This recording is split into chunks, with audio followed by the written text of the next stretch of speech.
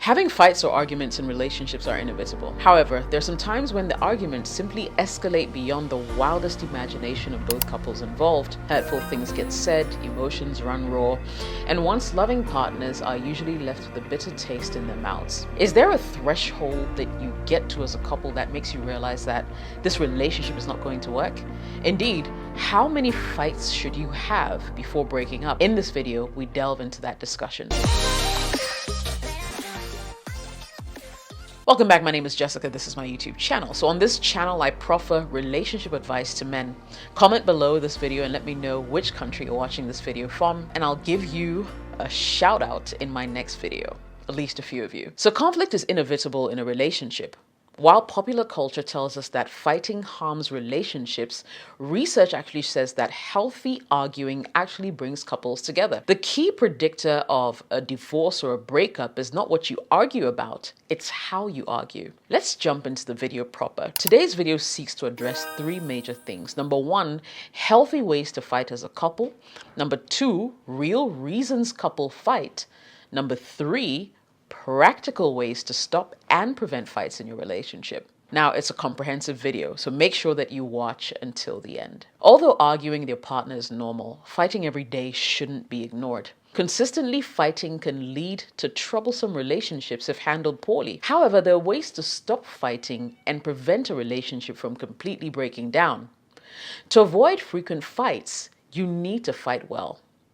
Now, this takes time and commitment to get to the root of the problem, so don't run away from the conflict, but face it honestly and head on. You can apologize or ask your partner what you can do to resolve the issue instead of being defensive. Be receptive to what the other person has to say. Apart from that, if the argument becomes too heated, step away from the situation to cool down. Once you clear your head, you may be able to regain your perspective to consider spending some time alone. So always fight face to face and not through digital means, as is the case today. Texting may pave way for fighting as it creates misunderstanding or takes things out of context. It's always easy for messages, tone of voice, etc. to be misconstrued during texting. The best way to have an argument as a couple is face to face.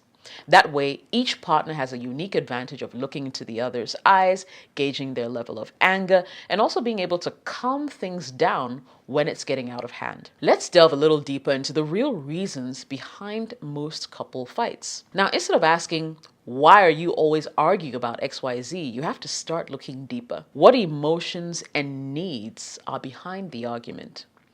The topic of disagreement is only a tip of the iceberg.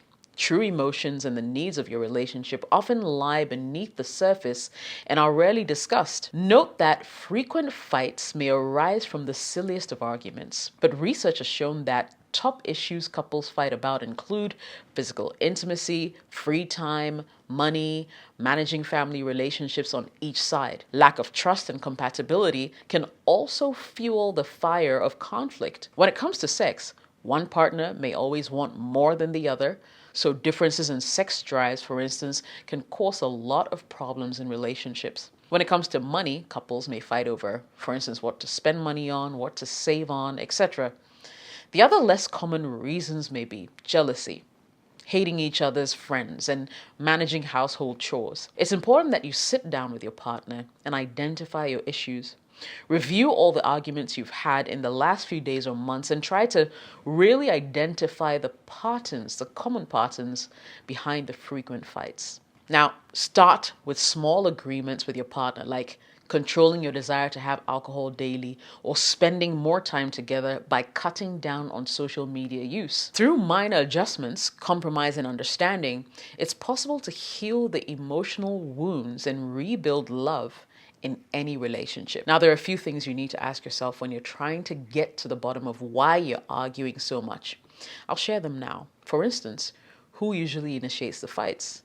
If the fights or spats are frequently initiated by one partner, that's a red flag. If someone is always wanting to turn everything into a fight, then there's a bigger issue on hand. Also, ask yourself if the fights are getting eventually resolved, because if the fights or spats end but don't really get resolved, it's just a matter of time before things really begin to escalate. How are your fights happening? And are they becoming more hurtful? Is another question.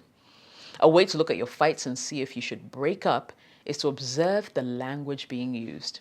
If the fights contain emotional abuse, such as name-calling, mocking, contempt, cruelty, it's a bad sign and often damages or ends relationships. It's okay to disagree and work through different emotions and opinions, but it should be done in a way that doesn't become toxic or demeaning. I'll be wrapping up this video soon. But first, let me tell you a couple of ways to stop and prevent fights in your relationship. Now, if you and your partner fight all the time, arguing can start to feel inevitable, but it's important to remember that you can learn how to avoid arguments in your relationship. Let's delve deeper. So number one, give each other space. While you do need to make a point to talk through issues, you don't have to and probably shouldn't discuss issues when emotions are high. When you're angry at each other, it's more likely that one or both of you will lash out or make hurtful comments. It may seem like a small thing to do, but take some time to take a deep breath, tackle the topic once you're calm.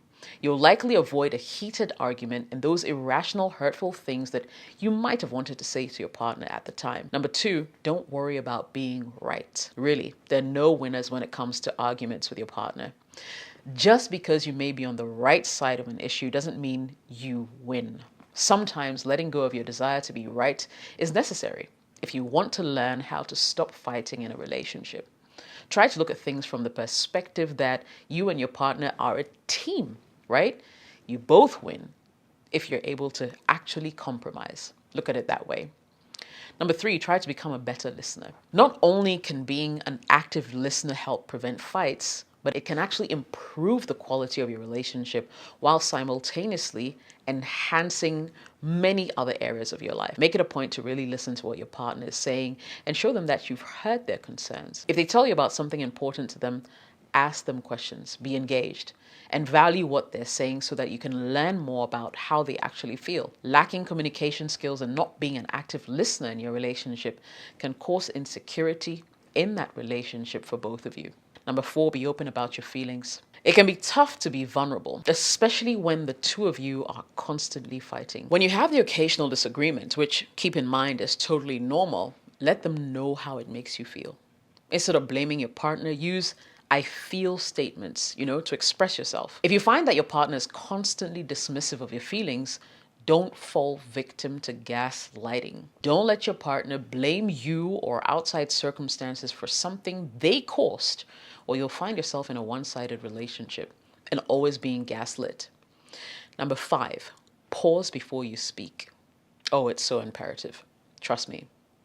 Now, it's common to say harsh and hurtful things in the heat of the moment, only to regret your words later. When you're discussing a hot topic, make a point to count to 3 before you speak.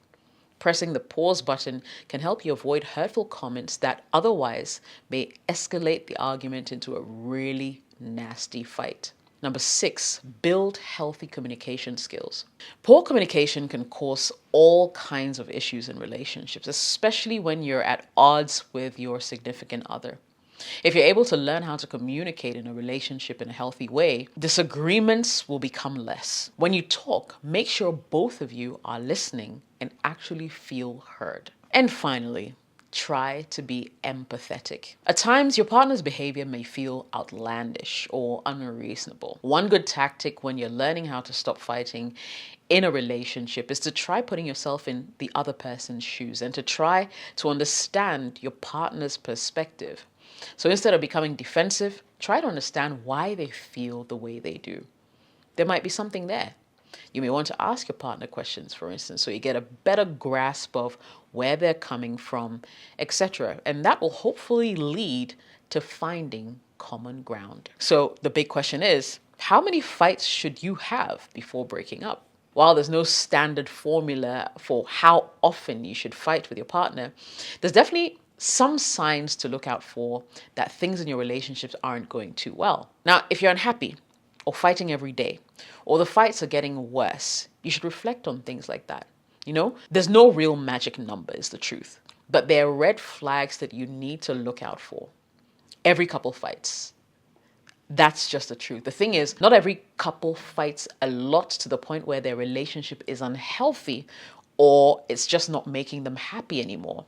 So keep that in mind. If you're fighting every day, or if your fights are intense, scary, make you feel bad about yourself, then you should definitely evaluate what's going on. There's a difference between fights and arguments. The difference between fights and arguments has less to do about what's being said and more to do about, how it's being said. So just remember that. I'll wrap up the video now. In conclusion, just because you're fighting doesn't necessarily mean you should break up, okay?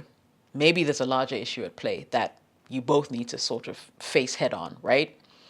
It can be hard to have those difficult discussions, but if you don't want to end things, then it's important that you do. If over time you're seeing fewer fights and there's more listening in the relationship, you're definitely on the right path.